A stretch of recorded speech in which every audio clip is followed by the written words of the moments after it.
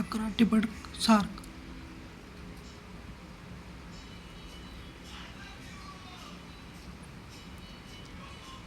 अभिधम्म पिटक म्हणजे 7 ग्रंथ. एक धम्मसंगती, दुसरा विभंग, तिसरा धातुकथा, चौथा पुगल पुगल पंचपद्यती कथा वर्तथू यमक. पठाण म्हणजे अभिधम्म पिटक. सुत्त पिटक म्हणजे तथागताच्या उपदेशातील सगळाच धम्मोपदेश.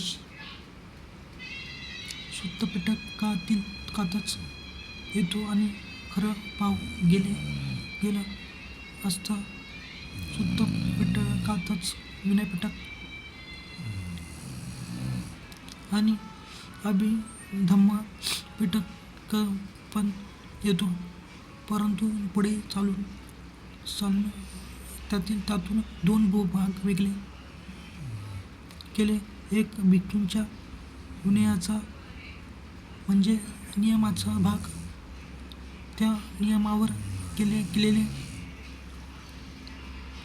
विश्लेषण म्हणजे नियम विनय.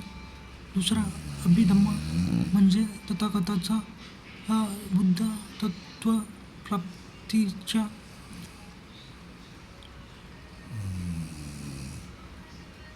वेळेच्या चिंतनशीलतेतील धम्माचा अधिभाग म्हणजे अगोदरचा अधिधम्म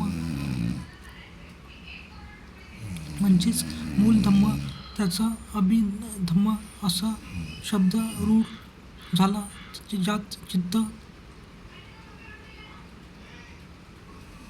चैतसिक, कुशल, अकुशल आणि अव्याकृत आयतन, धातू, इंद्रिय, प्रतीत्य, समुत्पाद इत्यादींचा संग्रह म्हणजेच अभिधम्म पिटक होय.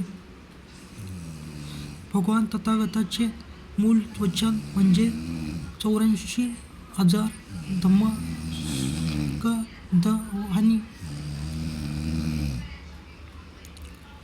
याच्याच समीक्षणातून 3 भागात वाटले.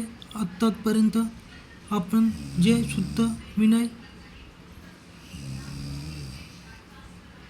आणि अभिधम्म या नावाने 3 भाग पाहिले, त्यालाच सुत्त पिटक, विनय पिटक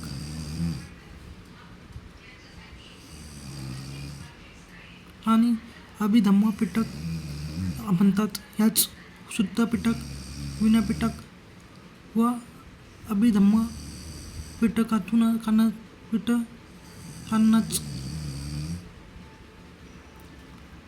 त्रिपिटक म्हणतात. आपण पाहिले की याची निर्मिती संगायतनातूनच झाली. इसवी सन पूर्वी 543 ते इसवी सन 1956 पर्यंत बुद्धवचनाचे संशोधन आणि संवर्धन होऊन जे त्रिपिटक तयार झाले ते पाली भाषेत, अर्थात भगवान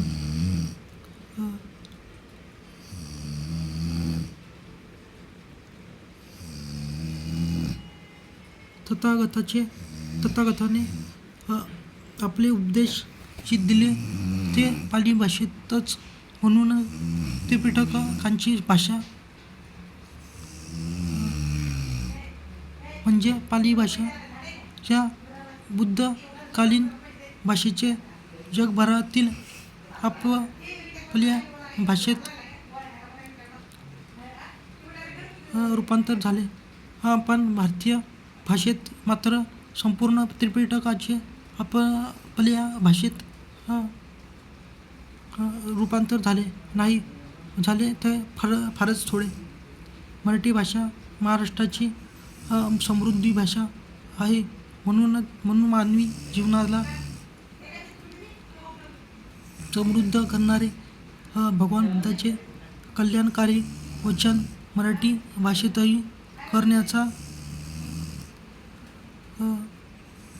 हा संप्रयास आहे. तो कितपत साध्य झाला ते हे वचन तर आपण पुढील खंडापासून बुद्ध वचनाला म्हणजे त्रिपिटकाला वाचाल आणि त्याची प्रतिक्रिया आमच्यापर्यंत पाठवाल तेव्हाच म्हणजेल की माझा प्रयास कितपत सफल झाला. भवतु सब्ब मंगल बंधन तिस्व वंश